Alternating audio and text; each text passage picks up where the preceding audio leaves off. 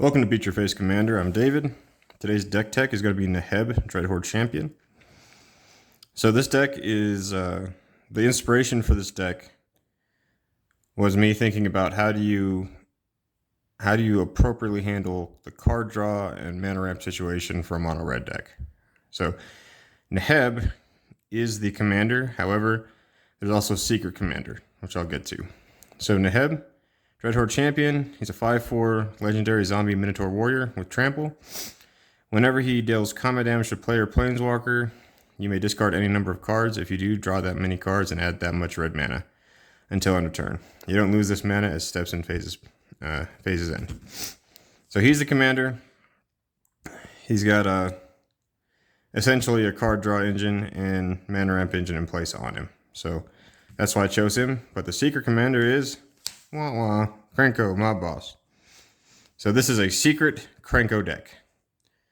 As most of you that have played mono red know, when it comes with Krenko, you tap in and put X 1/1 red goblin creature tokens on the battlefield, where X is the number of goblins you control.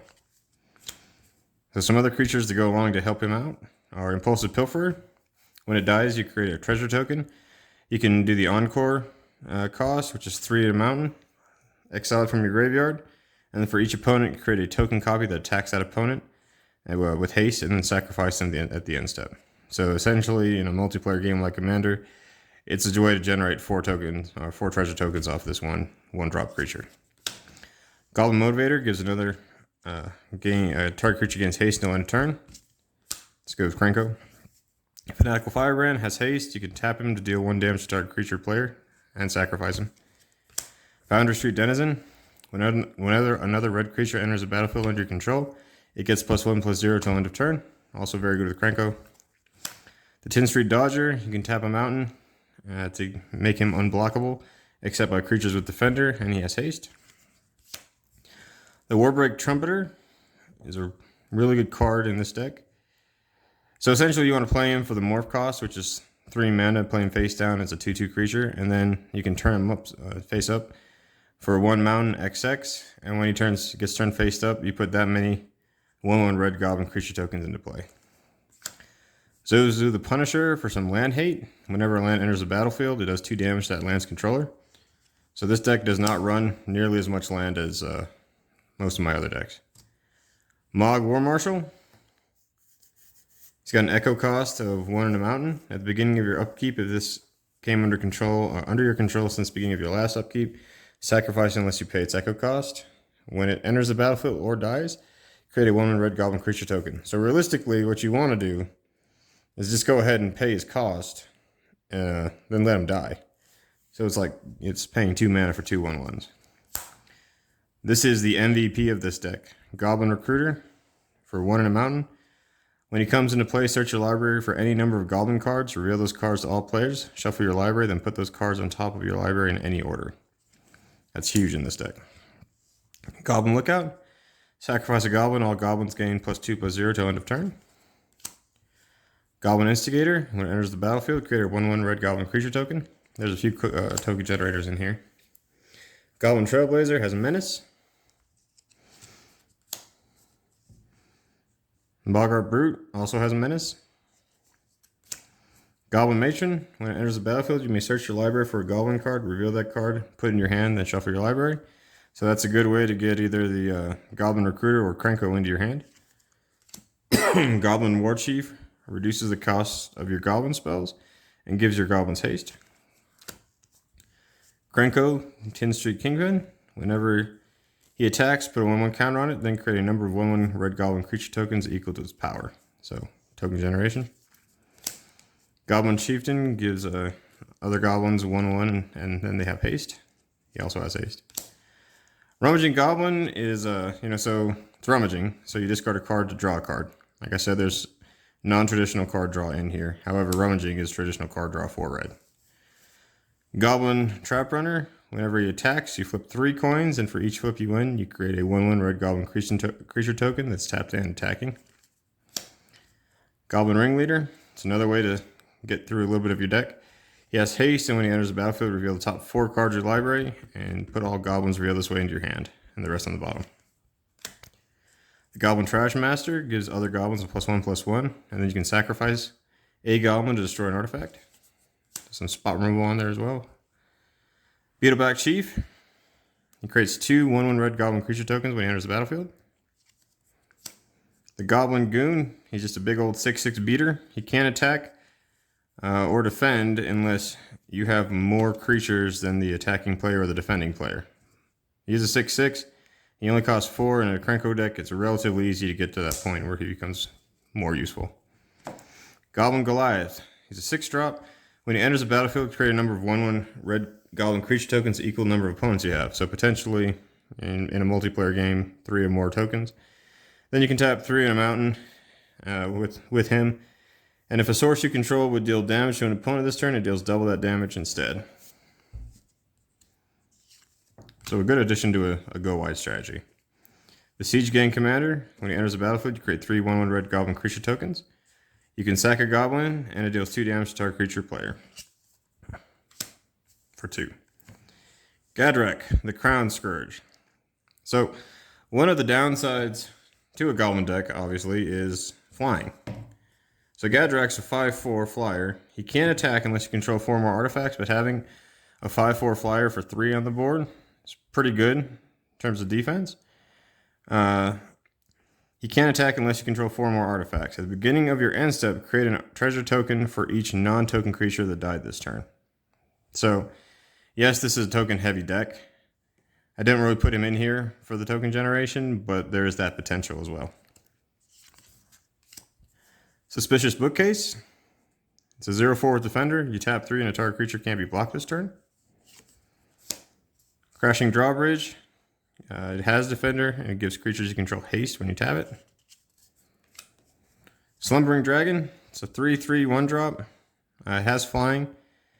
It really can't do anything until it's got 5 or more 1/1 counters on it, and then whenever a creature attacks you or a planeswalker you control, you get to put a 1/1 counter on him. So, potentially this card could be terrible, but it could be very good as well. It really just depends on how aggressive the table is.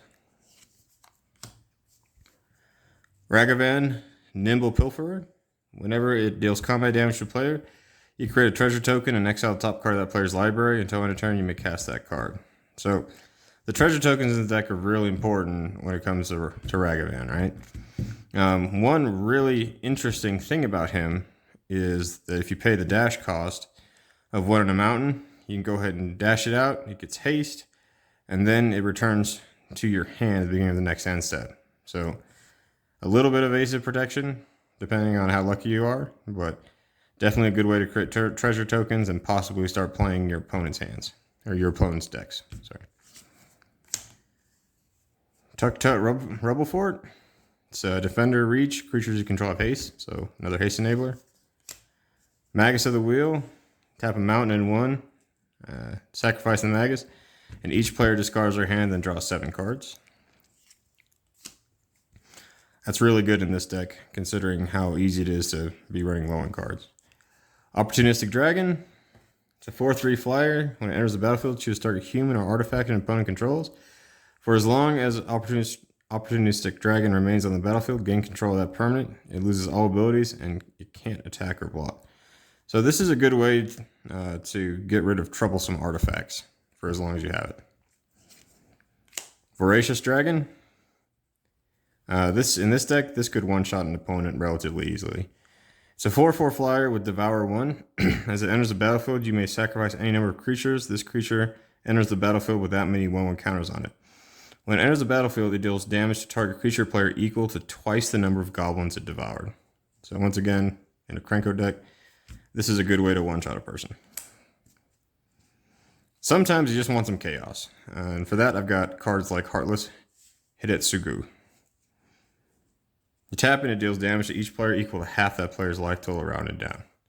This is just chaos, and I absolutely love it. Perforos, God of the Forge. It's a 6/5 indestructible legendary enchantment creature god. As long as your devotion to red is less than 5, it's not a creature. Whenever another creature enters the battlefield under your control, it does 2 damage to each opponent. And then you can tap 2 in a mountain to give your creatures you control +1/+0 till end of turn, but realistically, that static ability is what you want. You want to be able to drop creatures onto the board quickly with Krenko and other token generators, and then just ping your opponents out. Impact Tremors. Whenever a creature enters the battlefield under control, it does 1 damage to each opponent. So very similar to Perforos. Cavalcade of Calamity. Whenever a creature you control with power 1 or less attacks, it does 1 damage to each player or planeswalker that creature is attacking. Very good in this deck. Goblin Bombardment. You can sacrifice a creature. Goblin Bombardment does 1 damage to any target. Again, just ping him out. Mana Flare provides some ramp. Whenever a player taps a land for mana, it produces additional mana of the same type. So one of the problems with red is in a lot of the instances you need cards like this to get a benefit for yourself, but you're going to give it to your opponents as well. So yes, it's good for mana ramp, but it benefits everybody. And in a multicolored deck, it may benefit them a little bit more, but it's still worth having. Fervor. Creatures you control have haste. Blood Sun. When it enters the battlefield, draw a card. All lands lose all abilities except for mana abilities. So the beauty of a monocolor deck like this is you don't really need much land. The majority of cards cost 4 or less. And realistically, like there's only, I think, two or three cards that cost 5 mana and a couple that cost more. So basic lands are really all you need in a deck like this. Blood Moon. Non-basic lands are mountains. Might as well mess with your opponents at the same time. Chaos Warp for some spot removal. The owner of target permanent shuffles it into the library, then reveals the top card of their library. If it's a permanent card, they put it onto the battlefield. So once again, this is the risk-reward factor. Chaos Warp's pretty much a staple of Commander, but sometimes it doesn't go your way. But a lot of time it will. Brightstone Ritual. Add 1 mountain to your mana pool for each goblin in play. So that's a huge card in this deck. Smelt for some target artifact removal. Crush for some more artifact removal. Both only costing 1. Electro Dominance. Tap 2 mountains in X. It does X damage to any target. You may cast a card with converted mana cost X or less from your hand without paying its mana cost. So just a general good hit you in the face spell. You could use it for target removal if you needed to, or as I would prefer, just slam that damage right into somebody's face. Shenanigans. Destroy target artifact. This one's pretty cool. I played against this the other day and saw just how effective this card can be. It has Dredge 1. If you would draw a card, instead you may put exactly 1 card from the top of your library into your graveyard. If you do, return this card from your graveyard to your hand. Otherwise, draw a card. So it's got some interesting plays you can make with that card. Vandal Blast. It can either be target removal and destroy target artifact you don't control for 1 red mana, or pay the overload cost to destroy all artifacts you don't control. Strike It Rich. Creates a treasure token, and you can cast again for flashback. Jessica's Will. Ideally, you want to play this with your commander on the table.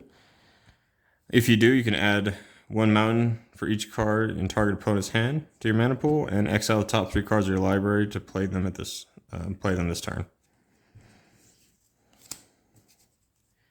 Seize the Spoils. You have to discard a card when you play it, but you get to draw 2 cards and create a treasure token. It's pretty good value for 3 mana. Shatterstorm destroys all artifacts. So I do run some artifacts in here. This card would not be ideal, but still pretty good if you're having to deal with artifact heavy decks. Worldfire just recently became unbanned, and this is one of the reasons I decided to make a mono red deck. This is another chaos card. You exile all permanents, exile all cards from all hands and graveyards. Each player's life total becomes 1. If this ever goes off, the shock value alone will make it worth it for me. Not really going for some crazy win condition with it. This is just chaos. So why not in the mono red deck? Running a Soul Ring for some ramp. Ring of Valkas to give the unequipped creature haste, and then beginning of your upkeep, put a 1/1 counter on the equipped creature if it's red, since it will be red. It's pretty nice extra value. Some Swiftfoot Boots for hexproof and haste. Key of the City. So this is another card that is a little unconventional, but gets you some card draw. You can tap it to discard a card, and up to one target creature can't be blocked this turn. And then whenever it becomes untapped, if you pay 2, you get to draw a card. So interesting. I've never really played with this one in a deck before, so I'm kind of curious to see how that's going to work. Scroll Rack. You tap 1 and Scroll Rack. Choose any number of cards in your hand and set those cards aside. Put an equal number of cards from the top of your library into your hand. Then put the cards set aside in this way on top of your library in any order. So it's a good way to shuffle or to get through your deck. Once again, red's got to be a little bit less conventional than the other colors in their card draw and their either drawing cards or fixing their draws. Azor's Gateway, a phenomenal ramping card. So you tap 1, and Azor's Gateway, you draw a card, then exile a card from your hand. If cards with 5 or more different converted mana costs are exiled with Azor's Gateway, you gain 5 life, untap it, and transform it. It transforms into Sanctum of the Sun. You can tap to add X mana of any one color to your mana pool, where X is your life total. Phenomenal. Now in a deck like this, I mean, you're not playing life gain, but it doesn't matter. Like, if you can get this rolling early, you can generate a ton of mana.